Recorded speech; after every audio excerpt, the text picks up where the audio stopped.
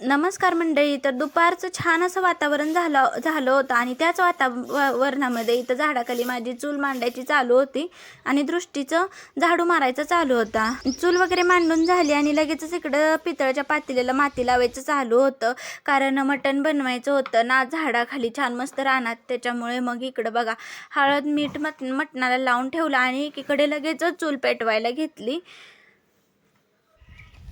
आणि ते मटणासाठी लागणारं इथं साहित्य आणलेलं आहे. घरचा लसूण आहे, घरचं खोबरं आहे, जेवढं पाहिजे तेवढं तेल आणलेलं आहे, कोथिंबीर आहे घरची. मटण कसं बनायचं आपलं चुलीवरचं? घेतील काही सगळं. मी तर येडीच आहे अगं. का ग ती आणायचं राहिलं चमचा. तू का भाषा आली?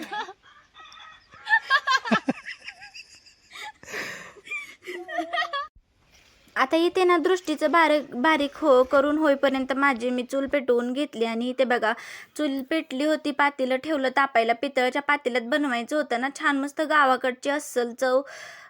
जत्रेत बोकड कापतेत ना तसं बनवायचं होतं. आणि ते बघा लगेचच एक छोटासा कांदा चिरून घेतला आणि लगेचच मग लसणाचे गड्डे 2 टाकले आणि लगेचच कांदा भाजून घेतल्यानंतर त्याच्यात चरबी टाकून घेतली आणि चरबी छान मस्त अशी हलवून घेतली.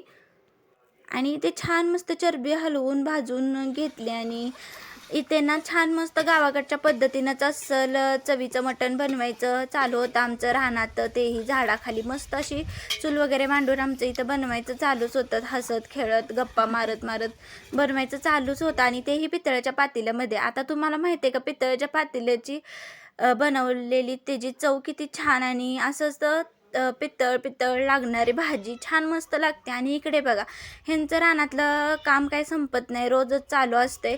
आज सुद्धा गव्हाला पाणी दारं धरायची चालूच होती ह्यांची. आणि असं छान झालं होतं दुपारचं वातावरण. एकीकडे पाणी चालू आणि गव्हाची अशी हिरवगार वातावरण रान गव्हाचं. आणि इकडं झाडाखाली मस्त सावली आणि छान मस्त झाडाच्या सावलीखाली इकडे आमचं मटण बनवायचं चालू होतं. अगदीच गावाकडची बोकडाची जत्रा असते ना तशीच असं वाटत होतं इथं की जत्राच आहे. आणि इकडे बघा ह्यांनी मदत करू लागत होते आम्हाला. ह्यांचं दारी धरत ना इथं मटण शिजवू लागायचं चालूच होतं. आणि इकडे बघा छान मस्त हलवून घेतले मटण आणि लगेचच परात ठेवून असं झाकण ठेवून ना छान मस्त 1-2-3 वाफ काढून घेतली मटणाची. घेणार आहे आता. आणि इथे बघा पॅक सगळीकडनं झाकण ठेवलं ना असं छान मस्त तेल सुटतं आणि पाणीसुद्धा सुटायला लागतं. आणि इकडे बघा किती थोडंसुद्धा पाणी न वत्ता एवढं सगळं मटणाचं अंगचंच पाणी सुटलेलं आहे. आणि छान मस्त शिजलेलं पण आहे आता मटण. आणि मटणाची ना एक बाजूला उकड काढून घेणार आहे आणि मग पातळ मटणाचं कालवण बनवणार आहे मी. आता इकडे बघा मटण शिजलं होतं आणि लगेचच एका पातेल्यामध्ये ना मटणाची उकड बाजूला काढून घेतली आणि लगेचच मग तिखट कालवण बनवणार आहे.